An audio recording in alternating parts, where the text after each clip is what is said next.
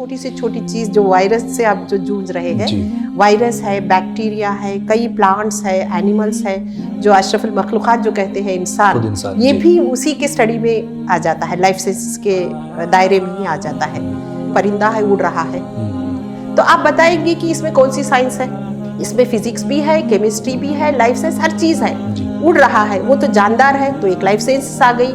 किसके प्रिंसिपल्स पे उड़ रहा है? फिजिकल प्रिंसिपल्स पे चल रहा है, कई केमिकल रिएक्शंस उसके अंदर हो रहे हैं। तो ये सरापा एक साइंस है। मैन मेड चीजों में हम उसको अप्लाई करते हैं, उसको हम technology. That is the difference between science and technology. जैसे बायोटेक्नोलॉजी में आज हम वैक्सीन फराहम कर रहे हैं क्योंकि हमारे पास बायोटेक कंपनीज मौजूद है जहाँ पे बेसिक रिसर्च के ऊपर जो रिकॉम्बिनेंट डीएनए टेक्नोलॉजी भी यहाँ पे हमारे हैदराबाद में ऐसे कई कंपनीज है जो भारत बायोटेक ने जो कोवैक्सीन को दिया है, टेक्नोलॉजी जो डेवलप हुई है, बेसिक रिसर्च से अप्लाइड, मगर जब जब जरूरत पड़ती है अब इसको हम उभरते हुए देखते हैं। अब इस तरीके के कोविड जैसे जो इन्फेक्शियस डिसीजेस है या जूनोटिक डिसीजेस कहते हैं, जो एनिमल से ह्यूमन को आया, ह्यूमन से ह्यूमन ट्रांसमिट कर रहा है, इस वायरस को आप देखना है तो उसको 1 लाख गुना बढ़ा के देखेंगे तो माइक्रोस्कोप के थ्रू दिखता है।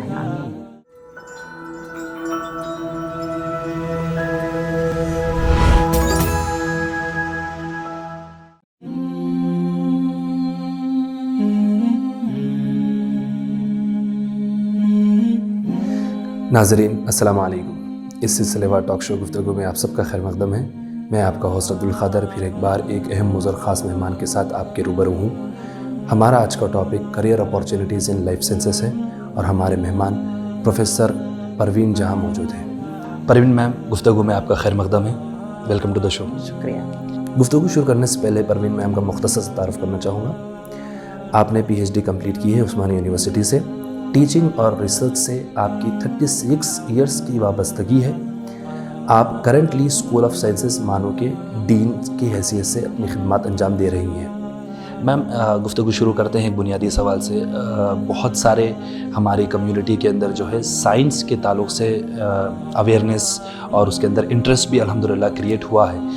और ये ज़माना चूँकि एक स्पेशलाइजेशन वाला मामला है कि हर फील्ड के अंदर मल्टीपल लेयर्स आ रहे हैं, तो ये साइंस और लाइफ साइंस, इसका क्या फ़र्क है, ज़रा बताइए।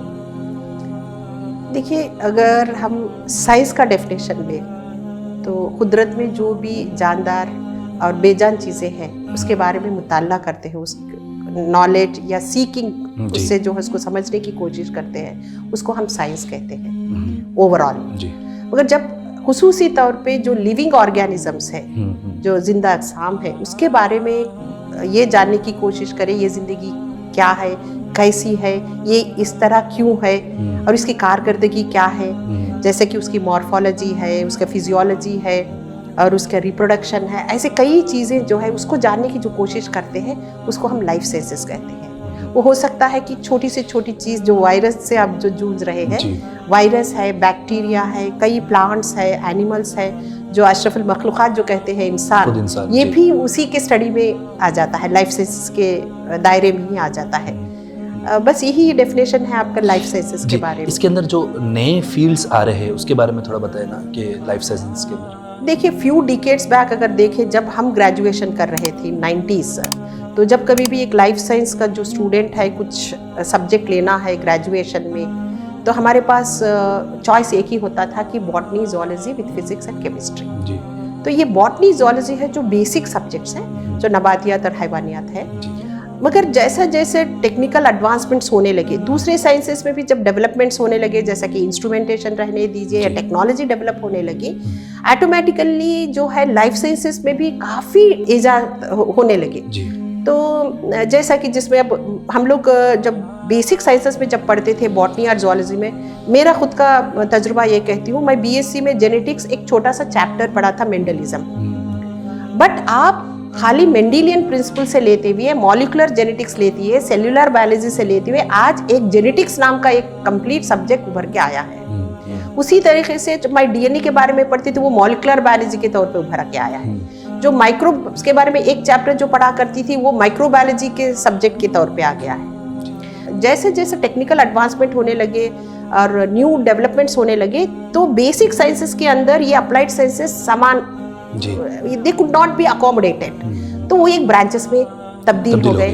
अब आज अगर ग्रेजुएशन को लेते हैं, we have graduation not only with BZC basic subjects, we have with microbiology, we have with genetics, we have with so this type nutrition वगैरह, न्यूट्रिशन है, होम साइंसेस है, ओशियोनोलॉजी है, फिशरीज है। तो ये तो there is no end for the applied subjects now. अब मगर ये इंटरेस्ट ऑफ द स्टूडेंट पे डिपेंड होता है कि आप क्या लेते हैं। मैम अगर हम रिसेंट 2 इयर्स देखते हैं, ख़ासतौर पे कोविड के कॉन्टेक्स्ट में, तो अल्हम्दुलिल्लाह जो है अपनी जो कंट्री है वर्ल्ड स्टेज पे वैक्सीन प्रोवाइड करने के लिए उभर कर आई है, और अल्हम्दुलिल्लाह हैदराबाद का भी इसके अंदर रोल रहा है। उसके ऊपर थोड़ी रोशनी डालिए, क्या रोल प्ले करती है हमारी कंट्री और हमारा सिटी? देखिए, इन सारी चीज़ों के लिए रिसर्च काफ़ी इम्पॉर्टेंट रोल प्ले करता है, एस्पेक्ट है। जब हम एकेडमिक्स के बारे में लेते हैं तो खाली पढ़ाना है, मगर ये साइंस में जो है तहकीकात करना, ये एक इंटरनल कंपोनेंट होता है जो हम प्रैक्टिकल्स के तौर पे बताते हैं।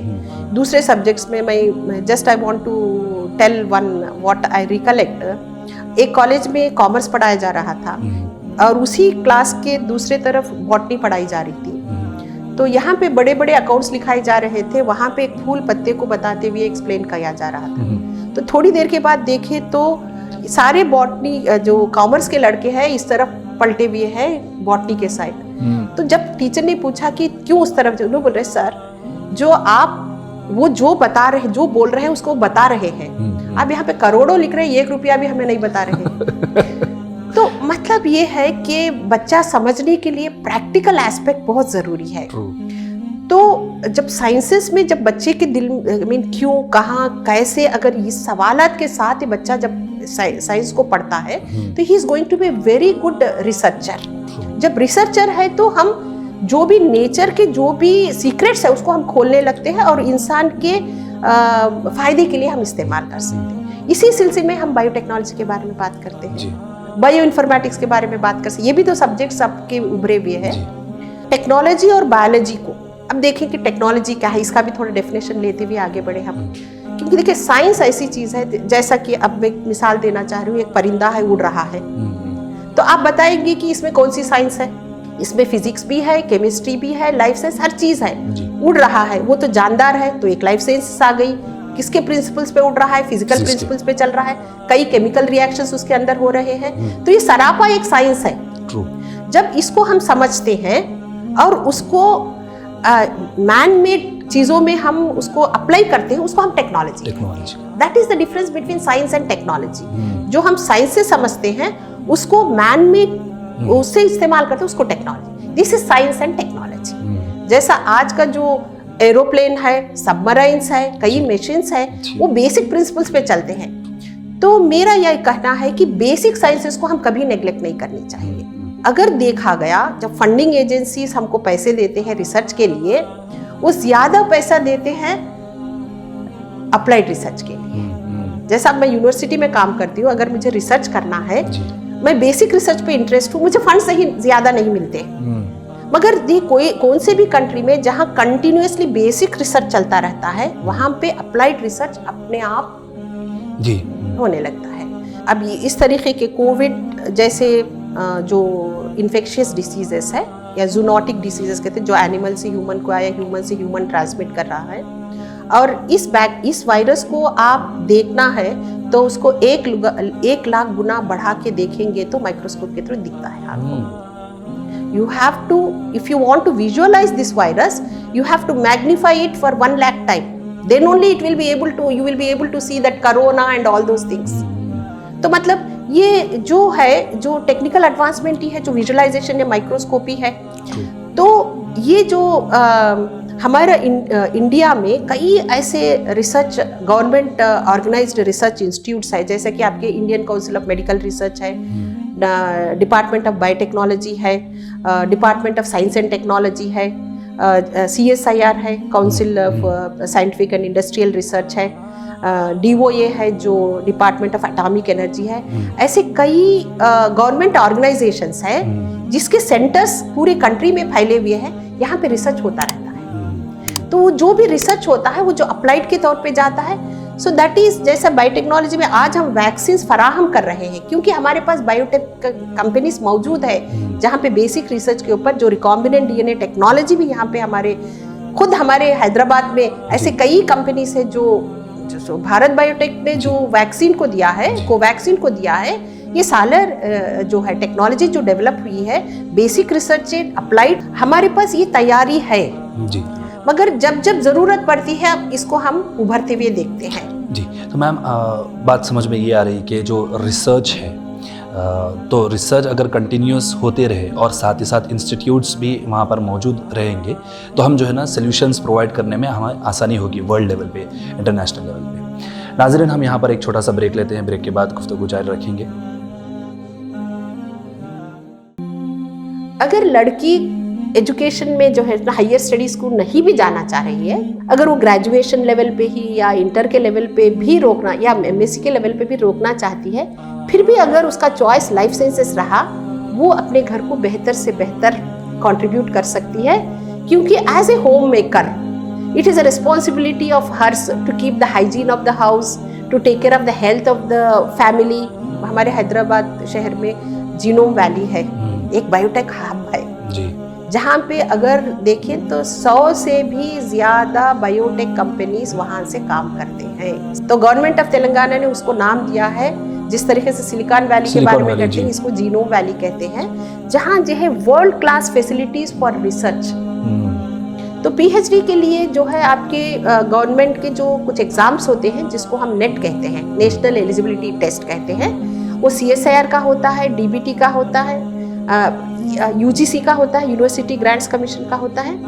ये एंट्रेंसेस में जब आपको फेलोशिप मिलती है जी, तो फेलोशिप भी आपको काफ़ी तगड़ी है यहाँ पे। तो almost you will draw 35,000। Quality control जो होता है वहाँ पे आपको ग्रेजुएट्स की जरूरत होती है, with some training they appoint them in the graduate level. Technical work जो वेट लैब के लिए करते हैं, MSc का होता है। ग्रुप लीडर के लिए आपको PhD चाहिए। तो समझ लीजिए कि आपको तीनों like you know in these companies, biotech companies, अब BSc person can be accommodated, MSc person can be accommodated and a PhD person can be accommodated.